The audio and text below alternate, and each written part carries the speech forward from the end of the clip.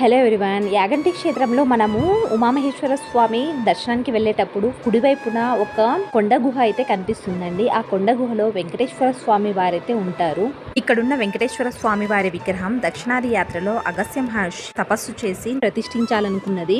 కానీ విగ్రహ ప్రతిష్ఠ అయితే చేయలేదు. దానికి గల కారణం వెంకటేశ్వర స్వామి విగ్రహాన్ని చెక్కుతున్నప్పుడు కాలి బొట్టన వేలు విరిగిపోయింది. అవయవ లోపం ఉన్న విగ్రహాన్ని ప్రతిష్ఠించకూడదన్న నియమంతో స్వామివారి విగ్రహాన్ని అలాగే గుహలో పెట్టేశారు.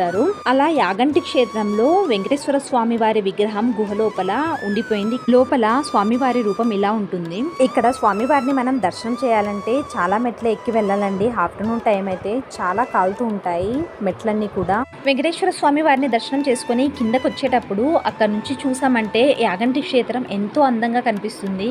ఇప్పుడు మీకు కనిపిస్తున్న ఈ నీరైతే మంచినీటి కోనేరు నుంచి కిందకెళ్తున్న నీళ్లు. ఈ నీళ్ళు అయితే చాలా చల్లగా ఉంటాయి. అన్ని కొండల్లో నుంచే వస్తాయి. బాయ్.